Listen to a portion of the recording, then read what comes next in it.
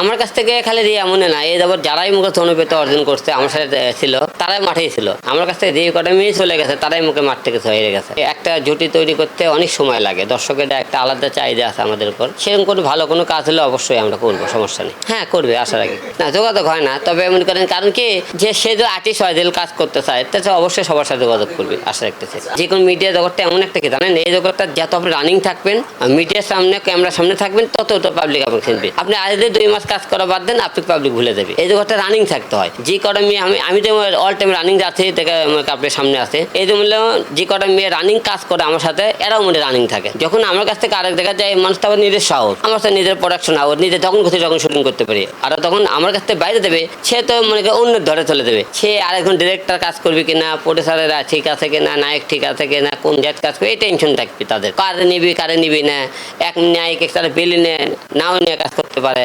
আমার তো এরকম সিস্টেম নেই, আমরা টার্গেট থেকে কাজ করা নিয়ে তাদেরকে। আসলে নায়িকের সংকট বলতে ভুল হবে, নায়িকা অনেক, আমরা এরকম কাজ করি না থেকে নায়িকা পাওয়া যায় না। তবে মনে করেন আমার এখানে সবাই একটা জায়গার কারণ আছে, হিরো আলমের কাছে অহংকার বা নাই।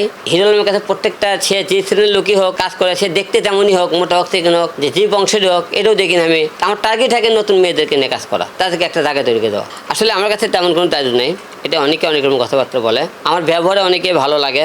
আর নর্মালি আমি সব প্রত্যেকটা লোক ডাইরেক্ট নায়িকা করার সুযোগ করে দিই, কাজের সুযোগ করে দিই। আমাদের এখানে কোনো শর্ত থাকে না যে আমার সাথে কাজ করলে আগে কাজ করতে পারে না, এরকম কোনো শর্ত থাকে না। আমরা চাই তোমরা যেখানে আমাকে কাজ করলে আমার কাছে থেকে বাইরে গেলে সেই কাজগুলো কোয়ালিটিফুল করবা, যাতে বলে না হিরো আলম নায়িকা ভালো কাজ করতেছে। আমি এই শর্তটা দিই, আর বাইরে কোনো শর্ত দিই না।